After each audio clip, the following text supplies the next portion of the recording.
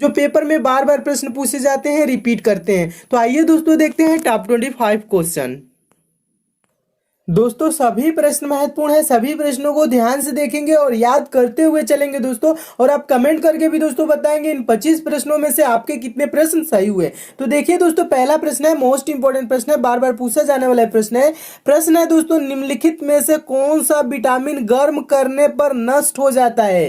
तो दिया है option vitamin A, vitamin B, vitamin C, vitamin D. तो दोस्तों ये प्रश्न बहुत बार पूछा जा चुका है, तो इसका आंसर क्या हो जाएगा दोस्तों? ऑप्शन नंबर सी सही हो जाएगा। विटामिन सी दोस्तों गर्म करने पे क्या होता है? नष्ट हो जाता है। तो आप इसे याद रखेंगे, बहुत बार पूछा गया प्रश्न है। नेक्स्ट क्वेश्चन देखिए, अगला दोस्तों प्रश्न है, दूसरा प्रश्न भी इंपॉर्टेंट है। प्रश्न है, पाचन है भोजन को, ठीक है, आगे आपको बताना है कि पाचन कैसी क्रिया है। तो इसका दोस्तों चारों ऑप्शन को जब रीड करेंगे तो ऑप्शन नंबर पहला सही हो जाएगा, जटिल से सरल अणुओं के रूप में बदलने की क्रिया। पाचन कैसा है? भोजन को क्या करती है? जटिल से सरल अणुओं के रूप में बदलने की क्रिया है, ठीक है, इसे भी याद रखेंगे। नेक्स्ट क्वेश्चन देखिए, अगला प्रश्न तो मोस्ट इंपॉर्टेंट है, बहुत बार पेपर में पूछा जा चुका है। प्रश्न है, तारपीन का तेल किससे प्राप्त किया जाता है? तो दोस्तों चारों ऑप्शन को रीड करेंगे तो इसमें मिल जाएगा आपको ऑप्शन नंबर डी, इनमें से कोई नहीं, ठीक है। यहां ताड़ का वृक्ष दिया, ये ऑप्शन नहीं होगा। तारपीन का तेल दोस्तों चीड़ के वृक्ष से प्राप्त किया जाता है। किससे? चीड़ के, ठीक है। तो कौन सा आंसर सही हो जाएगा? ऑप्शन नंबर डी सही हो जाएगा। आंसर भी याद रखेंगे, चीड़, ठीक है, इसे भी याद रखेंगे, ये भी प्रश्न पूछा गया है। अगला क्वेश्चन देखिए दोस्तों, चौथा प्रश्न, मोस्ट इंपॉर्टेंट प्रश्न है, पालक के पत्ते किसके प्रबल स्रोत हैं? पालक के पत्ते किसके प्रबल स्रोत हैं? तो पालक में क्या मिलता है दोस्तों, आप बताइए, बहुत बार पूछा भी गया है। तो आंसर इसका क्या सही हो जाएगा? ऑप्शन नंबर बी सही हो जाएगा, आयरन। पालक में प्रचुर मात्रा में क्या होता है? आयरन की मात्रा होता है, इसलिए पालक भी खाना चाहिए, ठीक है। अगला क्वेश्चन देखिए, पांचवा प्रश्न भी इंपॉर्टेंट है। प्रश्न है, अल्बर्ट आइंस्टीन थे एक प्रसिद्ध क्या थे? चिकित्सक, रसायन शास्त्री, भौतिक शास्त्री, जीव विज्ञानी। तो आंसर हो जाएगा इसका सही आंसर दोस्तों ऑप्शन नंबर सी सही हो जाएगा। अल्बर्ट आइंस्टीन एक प्रसिद्ध क्या थे?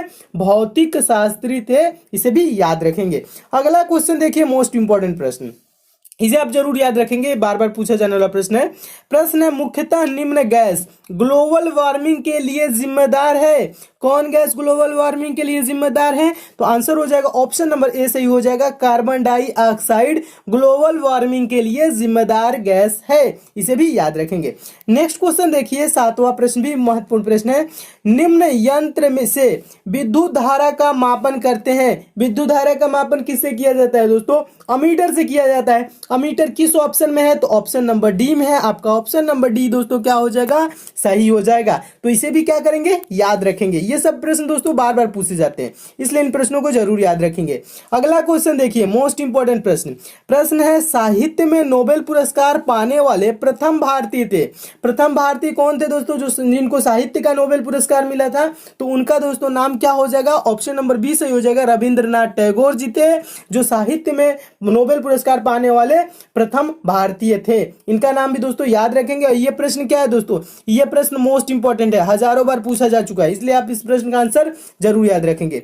नेक्स्ट क्वेश्चन देखिए, अगला प्रश्न भी महत्वपूर्ण प्रश्न है, अर्जुन पुरस्कार दिया जाता है। तो अर्जुन पुरस्कार क्यों दिया जाता है दोस्तों? किस क्षेत्र में दिया जाता है? तो आंसर इसका सही हो जाएगा ऑप्शन नंबर सी, खेल कूद में श्रेष्ठ निष्पादन के लिए, ठीक है। खेल कूद में श्रेष्ठ निष्पादन के लिए क्या दिया जाता है? अर्जुन पुरस्कार दिया जाता है, इसे भी याद रखेंगे। ये नहीं अर्जुन पुरस्कार धनुर्विद्या में श्रेष्ठ निष्पादन के लिए, इसका आंसर ये नहीं होगा। खेल कूद में श्रेष्ठ निष्पादन ऑप्शन नंबर सी सही हो जाएगा, आप इसे जरूर याद रखेंगे। नेक्स्ट क्वेश्चन भी महत्वपूर्ण प्रश्न है, पूछा गया प्रश्न है भारत में सर्वोच्च वीरता पुरस्कार कौन सा है? सर्वोच्च वीरता पुरस्कार क्या होता है? पीवीसी होता है ना। पीवीसी का मतलब क्या? परमवीर चक्र। कौन सा ऑप्शन सही हो जाएगा? बी ऑप्शन सही हो जाएगा। भारत में सर्वोच्च वीरता पुरस्कार क्या होता है? परमवीर चक्र, इसे भी याद रखेंगे। अगला क्वेश्चन देखिए, मोस्ट इंपॉर्टेंट प्रश्न है, अभी पूछा गया प्रश्न है, आरपीएफ एग्जाम में पूछा गया प्रश्न है दोस्तों। प्रश्न है, भारतीय रेलवेज के संबंध में निम्नलिखित में से कौन सा कथन सही है?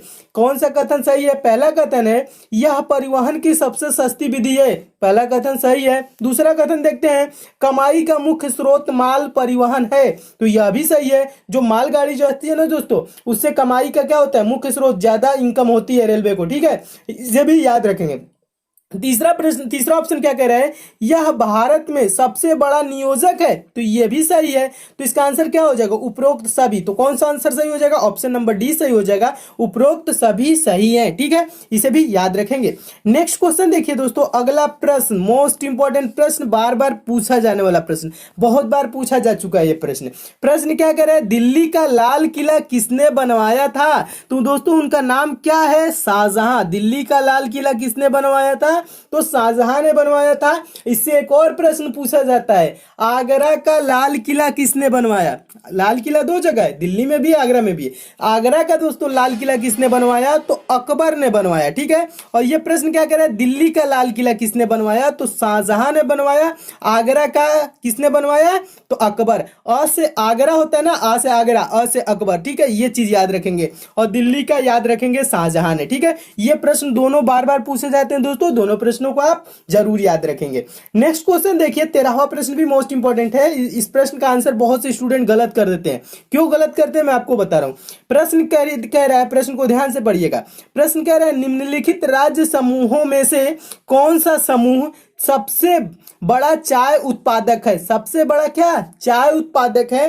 तो आप चारों ऑप्शनों को रीड करेंगे तो आप दोस्तों पहले देखते हैं असम और तुरंत ऑप्शन नंबर सी टिक कर देते हैं, लेकिन यहां पे हो जाता है ये क्या, गलत। क्यों गलत हो जाता है, प्रश्न कह रहे हैं निम्नलिखित राज्य समूहों में से कौन सा समूह, यानी राज्यों का जो समूह है, सबसे बड़ा चाय उत्पादक है। तो इसका दोस्तों आंसर क्या हो जाएगा, ऑप्शन नंबर कौन सा सही हो जाएगा, ऑप्शन नंबर डी सही हो जाएगा। कौन सा, ऑप्शन नंबर डी, पश्चिम बंगाल, असम, कर्नाटक। ये नहीं कह रहा है प्रश्न कि सबसे ज्यादा एक राज्य के बारे में पूछता है तो असम आप मारते हैं। ठीक है, असम को आंसर सही मानते हैं, सही है। लेकिन इसमें क्या कह रहा है, राज्य समूहों में से सबसे बड़ा चाय उत्पादक बताना है, 3 राज्य कौन कौन है। ठीक है, तो इसमें दोस्तों देखेंगे पश्चिम बंगाल भी है, असम भी है, कर्नाटक भी है। और इसमें ऑप्शन नंबर सी में तो असम तो दिया है, और बिहार, झारखंड ये चाय उत्पादन में अग्रणी राज्य नहीं है। ठीक है, तो इसलिए ऑप्शन नंबर सी गलत हो जाएगा, ऑप्शन नंबर डी सही हो जाएगा। पश्चिम बंगाल भी है, असम भी है, कर्नाटक भी है।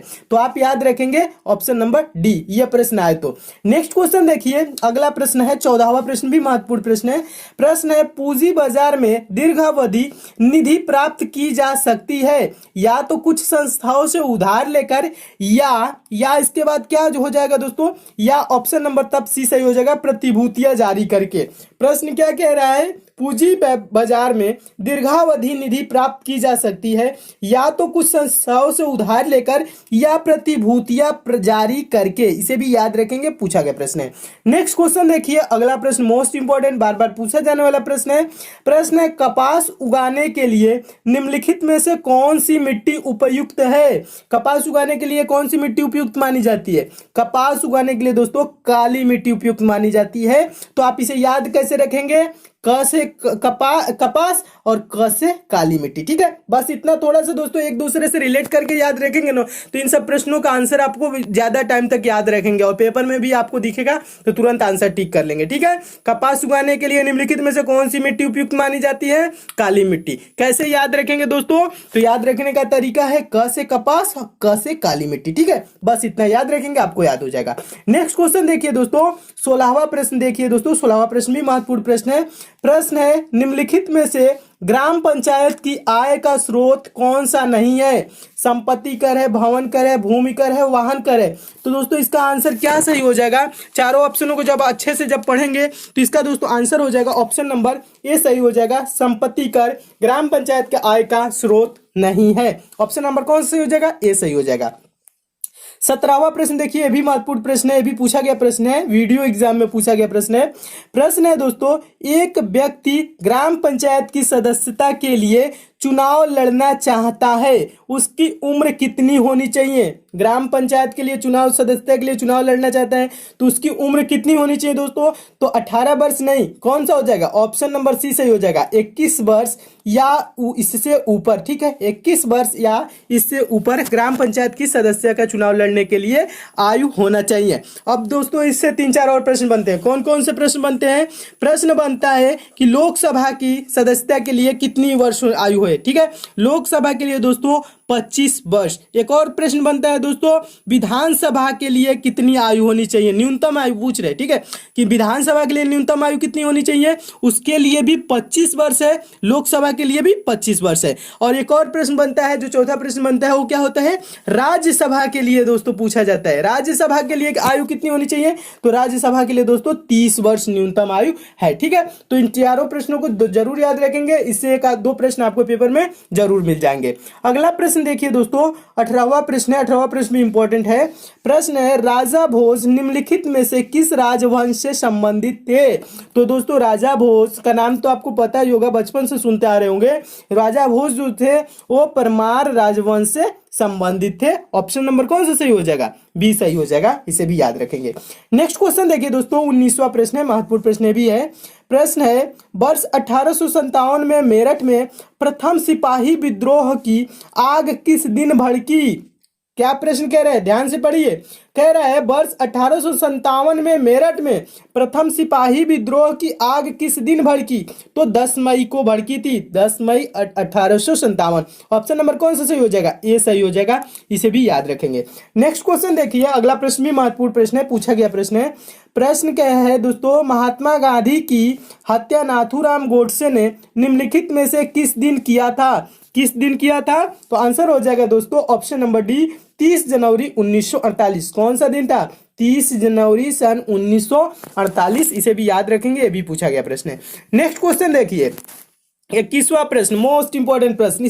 इस प्रश्न को ज्यादा से ज्यादातर स्टूडेंट क्या करते हैं दोस्तों, गलत करते हैं। क्यों गलत करते हैं मैं आपको बता रहा हूं, अभी आपके आज के बाद गलत नहीं करेंगे। देखिए प्रश्न कह रहा है, निम्नलिखित में से किसे लोकनायक कहा जाता है, कहा गया है, ठीक है, कहा जाता है या कहा गया है, ठीक है। लोकनायक किसे कहा गया है, तो आंसर क्या हो जाएगा दोस्तों, Jayaprakash Narayan, option number D सही हो जाएगा। और ज्यादातर स्टूडेंट क्या मार देते हैं, बाल गंगाधर तिलक। तो दोस्तों बाल गंगाधर तिलक के बारे में बता दूं, लोकमान्य प्रश्न पूछे, लोकमान्य किसे कहा जाता है, तो दोस्तों बाल गंगाधर तिलक को लोकमान्य कहा जाता है। और लोकनायक किसे कहा गया है दोस्तों, तो जयप्रकाश नारायण को लोकनायक। तो लोकनायक के लिए क्या आंसर हो जाएगा, ऑप्शन नंबर डी। अगर जो लोकमान्य तिलक पूछते दोस्तों, लोकमान्य तिलक भी एक बोलते हैं बाल गंगाधर तिलक को, ठीक है। तो लोकमान्य पूछेगा तो आंसर क्या हो जाएगा, बाल गंगाधर तिलक। दोनों प्रश्नों को याद रखेंगे, कंफ्यूज नहीं होंगे, ठीक है दोस्तों। अगर आपको इन सब प्रश्नों की पीडीएफ चाहिए तो दोस्तों आप क्या कर सकते हैं, टेलीग्राम ज्वाइन कर सकते हैं। टेलीग्राम का लिंक मैं डिस्क्रिप्शन बॉक्स में दे दिया हूं, वहां से दोस्तों आप टेलीग्राम को ज्वाइन कर लेंगे तो वहां पे मैं इंपॉर्टेंट क्वेश्चन की पीडीएफ भी देता हूं, और जो आपके लिए इंपॉर्टेंट वीडियो होती है उसकी वहां पे नोटिफिकेशन भी आपको मिलती रहती है, ठीक है। तो टेलीग्राम दोस्तों आप जरूर ज्वाइन कर लीजिएगा, तो उसका डिस्क्रिप्शन बॉक्स में लिंक है। नेक्स्ट क्वेश्चन देखिए दोस्तों, अगला प्रश्न तो मोस्ट इंपॉर्टेंट है, बार बार पूछा जाने वाला प्रश्न है, और यह बहुत बार पूछा जा चुका है, एक बार नहीं कई बार पूछा जा चुका है। प्रश्न क्या कह रहे हैं, बुलंद दरवाजा निम्नलिखित में से कहां है।